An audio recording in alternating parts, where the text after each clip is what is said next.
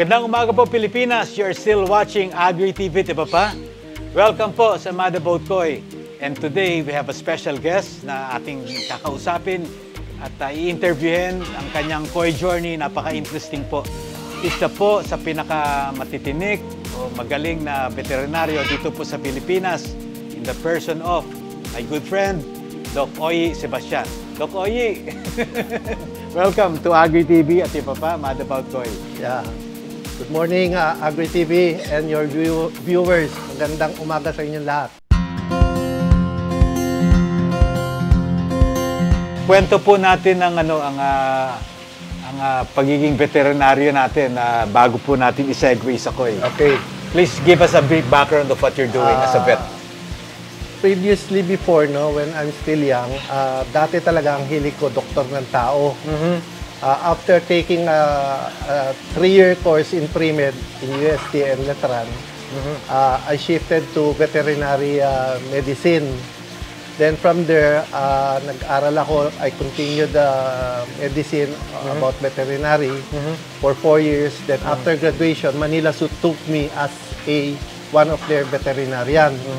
From there, 1980 ata yun, up to 3 years ago na nag-retire ako, it took me 40 years to serve Manila Zoo. Wow. So 40 years, Doc, ang experience mo nito. Wala lang, 40 years lang. Consultant ng Manila Zoo.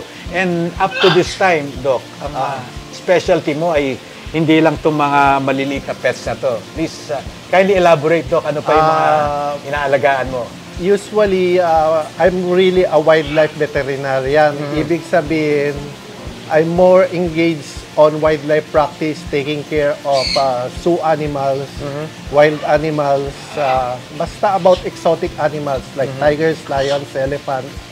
Most of them are zoo animals. Wherein, kasi ang wildlife medicine, it's not offered in any other curriculum veterinary schools in the whole world. It is an elective subject. So from there, medyo nakilala ako kasi it took me several years of experience to practice this wildlife medicine. Hanggang nag-retire ako, kinukuha ako ng different private zoos na nag-aalaga ng mga exotic animals. Then hanggang ngayon, pinapractice ko yung after retirement sa government service. Doc Oyi, pakikwento mo nga sa amin kung paano ka naman napunta. Naikwento mo na yung mga experiences mo sa elephants, tigers, panthers, and all these exotic animals. We're so happy na yung a vet of your caliber nag-aalaga ng koi. So please tell us the story. Even before pa, mahilig din ako sa aquatic animals. Maliit pa ako, may mga aquarium fishes na ako. Nung bandang huli, nagsawa na rin ako sa other exotic animals. I tried koi with the help of, your friend si Paul De Jesus. Tinuruan niya ako paano kumilala na magandang koi. Sa Pampanga pa yon. So, nakatira pa ako sa Malate noon, 1998. Tinuruan niya ako, tapos natuto akong pumili ng mga gandang koi kung paano magpalaki, magkaroon ng to be disciplined on water filtration.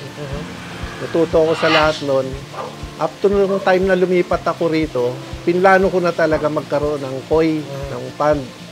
So, binild ko to nung 2000 na bali. 2000 na.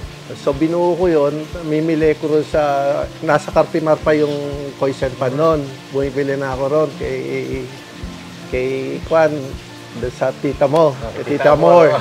Oo. Namimili na ako ron, namimili na ako. Madalas din ako mamatay noon hanggang na-perfect ko rin yung biofiltration. Tapos from there, nag-upgrade na ako ng koi nung lumipat kayo sa Quezon City. Medyo natuto na ako nun talaga na kung paano mag-handle ng koi keeping. So talagang ang background mo, Doc, sa koi ay medyo nanggaling din sa poison ponds. Poison pond. Medyo discipline ako ron sa pagpili ng mga different varieties ng koi. Kung paano mag-manage, maglagay ng mga gamot doon sa tubig. sa mga biofiltration system. Pagka magko-koi hobbies ka, dapat talaga discipline mo number 1 is talaga yung biofiltration system. You should be a good practitioner of the system of the biofilter. Yun ang importante, number 1. So friends in koi, napag-uusapan na po natin yung koi pond, biofiltration, and koi experience ni Doc Oye Sebastian.